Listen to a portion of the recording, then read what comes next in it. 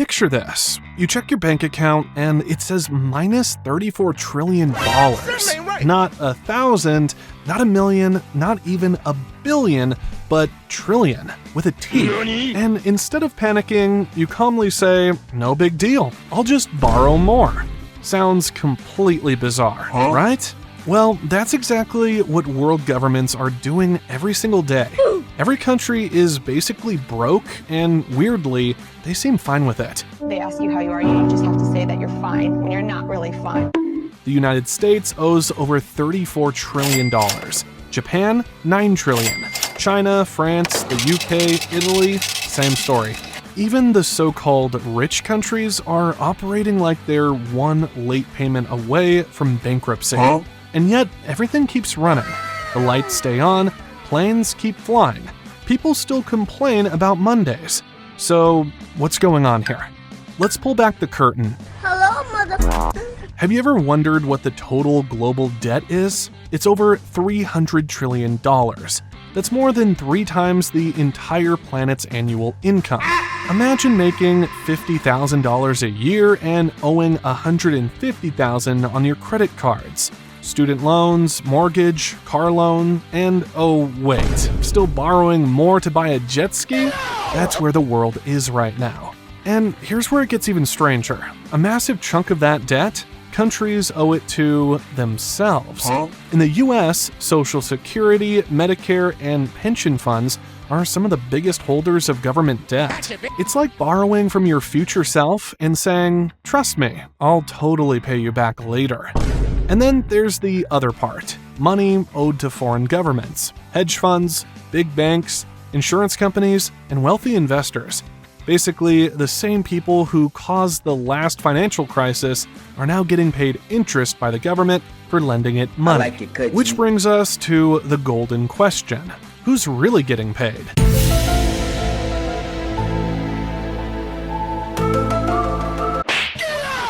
Bondholders. That's the answer. Rich institutions and investors that buy government bonds and earn interest while the rest of us pay for it with higher taxes, inflation, and cuts to public services. Governments raise money by selling bonds, essentially fancy IOUs. Investors buy them. Governments promise to pay back later with interest. So far, so good. But here's the catch. When that IOU comes due, governments usually don't pay it off. They just borrow more money to pay back the old loan. Oh, you see this guy? See this guy? Number 1 bullshit guy. It's like taking out a new credit card to pay off the last one. Repeat that for 30 years and suddenly, boom, you've got $34 trillion in debt and 0 plans to stop. Still with me? Hello? Good, because this is where things start to feel like a heist movie. Now, governments know they can't stop borrowing because if they do, the whole system collapses. Hospitals, highways, military spending, tax cuts, everything is debt funded. So they just keep going. And for a while, that worked. Interest rates were super low, borrowing was basically free. Countries took advantage, racked up debt like teenagers with their parents' Amex. But now, interest rates are up. Way up. Suddenly, that debt is costing real money. In 2024, the US spent more than $1 trillion just on interest payments. That's more than it spent on national defense. I'll say that again. We spent more on paying interest than on the military. And the military has space lasers now. It's like renting a house you already own just because you can't stop borrowing against it. Do it. And here's the twist. When governments spend so much on debt interest, it chokes off funding for everything else. Clean energy, affordable housing, education, and infrastructure. So even if you're not holding government bonds or paying much attention to debt ceilings, guess what? You're still footing the bill. Every time a school gets underfunded or a bridge goes unrepaired, that's your national debt in action. It's not just numbers, it's your actual life being affected. If you're enjoying this video so far, make sure to subscribe and ring the bell so you don't miss out on our next videos. Thank you. Let's talk about developing countries now. Because if rich nations are struggling, poor ones are drowning. Many of them borrow from the IMF or World Bank, with the promise of boosting their economies. But when growth doesn't happen fast enough, they can't make payments. So what do? Borrow more. This leads to debt traps, where countries take out loan after loan just to survive. And when they ask for help, the lenders say, sure, but you'll need to cut spending. Which usually means fire teachers, close hospitals, slash pensions. In other words, the poorest people pay the highest price for debts they didn't even vote for. And while they're cutting school lunches, the IMF is collecting interest payments on time, every time, because that's what this system is built for. Debt is not a bug, it's the feature. And for some, it's insanely profitable. Think about it, if you're a wealthy investor holding $1 trillion bond portfolio, you don't want that debt to go away. You want those sweet, sweet interest payments forever. And that's exactly what's happening. Governments are stuck, investors are winning, and the rest of us are caught in the middle. So why not just cancel the debt? Sounds great, except debt is someone else's asset.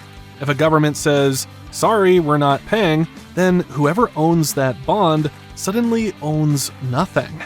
Pension funds, retirement accounts, banks, they all hold this stuff. Defaulting would mean wiping out trillions in global assets. Not exactly great for the economy or your grandma's 401k. So we're trapped. Nobody wants to stop borrowing. Nobody can afford to stop paying. And nobody wants to be the one who says this isn't sustainable. Because the second someone does, panic lights are on. Markets crash, banks tighten up, and the global economy has a nervous breakdown on live TV. But here's what they don't tell you. This system is already unsustainable. It just hasn't collapsed yet.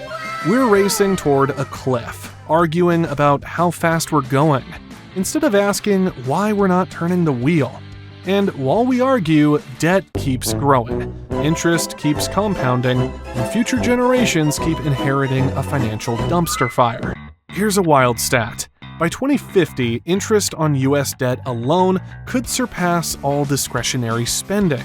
That means the government might be spending more on paying interest than on literally everything else it chooses to do. Imagine earning a paycheck and spending it all just on credit card interest. No rent, no groceries, no fun money. Just pure, uncut financial regret. He needs some milk! That's where we're headed. So what do? Well, we need more honest conversations. We need to stop pretending that infinite debt is just how things work. And we need leaders willing to ask hard questions, like why are we paying more interest to bondholders than investing in our own people? And maybe, just maybe, we need a global reset. A system that rewards real productivity, not just clever debt engineering. But until then, we'll keep borrowing, keep paying, keep pretending, because the one thing governments hate more than debt is change.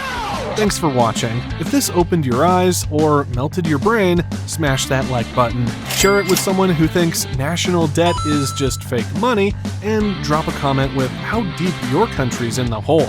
And if you're still wondering who's getting paid, the answer is simple: not you.